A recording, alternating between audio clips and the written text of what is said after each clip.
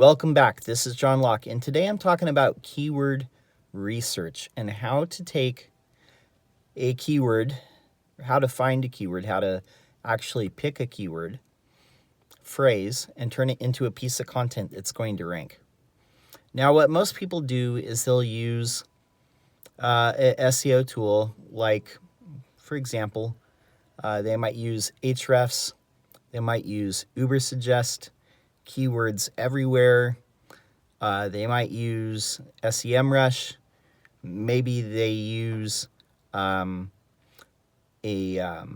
keyword mapping tool to where you put in a keyword phrase and then it gives you kind of a graph of a whole bunch of related keywords. That's all well and good. How most people are approaching this is they're going for the keywords that have the most volume without consideration of whether you can win that actual keyword. So one important thing to do once you've figured out what keywords you think that you could write about or create content for or make a video for, look at the actual search results and ask yourself if there's a viable shot at making content that's going to rank for that. Now, one important thing to remember is sometimes some of these keywords that you're searching for that have high volume, what people actually want is not a blog post or a video or a piece of content to consume. Sometimes what people want is to find a shopping result. They want an e-commerce store.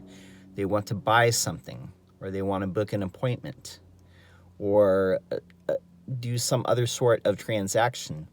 And in those cases, if you don't have that type of functionality on your website, then you could write a long blog post, but it's going to be an outside shot at best to rank for that. I've seen it. I've experienced it. Witnessed it dozens and dozens of times. So that's one thing to keep in mind. When you're looking at the Google search results for the keyword, for your list of keywords, let's say you got like 10 keyword phrases that you want to create content for. You're going to put these in your calendar and you're going to make these blog posts for them. One thing to really look at, and this is the most time-consuming part, and it's the part that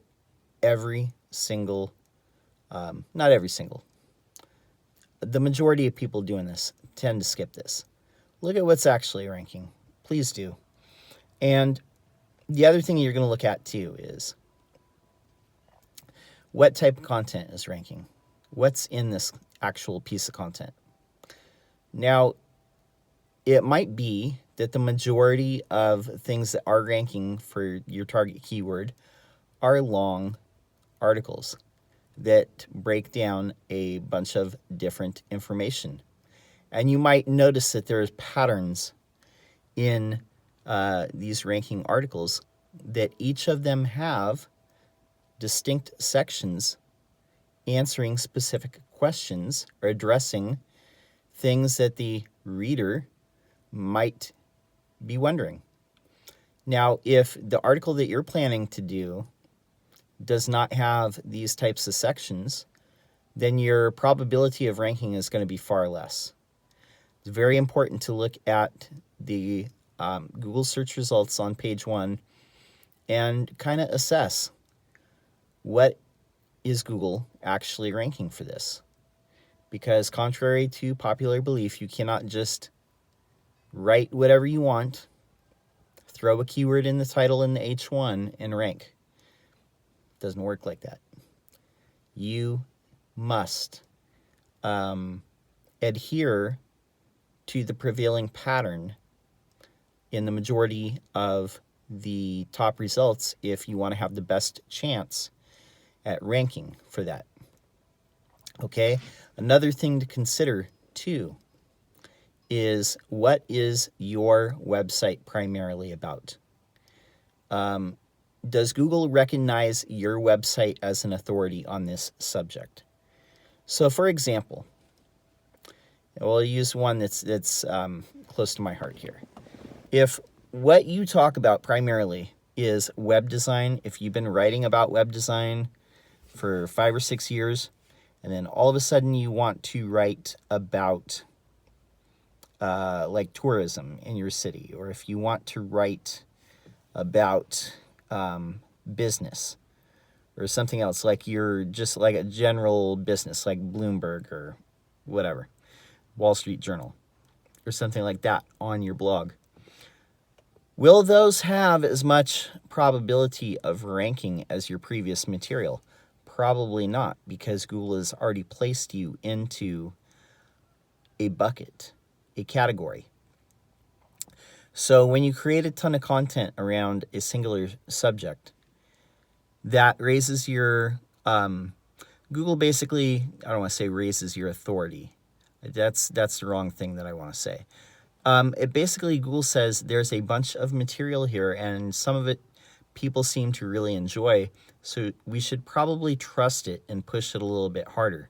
If you start doing things that are outside of that, or you do too many pieces of content that are outside of that already established pattern, then it's going to be difficult to break out of that. So, word to the wise with that. Another thing to consider too is how much do people recognize your brand? And there's a lot of different factors in this, but basically Google looks for companies that are established brands as sources of credibility. Sites that they trust, basically, are brands that have been around for a long time, have a lot of credibility on a subject. Now, your company might be new to blogging. You might be blogging for like a year, 6 months. It will take a longer time than that. But basically, if you establish enough good content that not only gets shared, but if Google pushes it, to the top 2 or 3 spots and people click on it and they seem to enjoy it, then they're more likely to push other things on your site. But things that you do, are you getting traffic to your site? Do you have all of your social profiles set up? Are you sharing content to these social profiles like Facebook, Instagram, Twitter, YouTube, LinkedIn? Are you sharing on all these things? But there's a lot to it. But basically, you want to remember that if you're rewarded, if Google is giving you traffic and people seem to be happy, then they're going to give you more traffic. If Google gives you traffic and people seem to be indifferent, or they seem to not like it all that much, or if your content doesn't fit the pattern of what the majority of people seem to like or seem to be looking for, then they won't push that content as hard. So what I'm saying to you, if you can take anything away from all of this, is keyword research is one step. And yes, you can find keywords with a big search volume. Ranking for them is probably less probable than ranking for things with a lower search volume.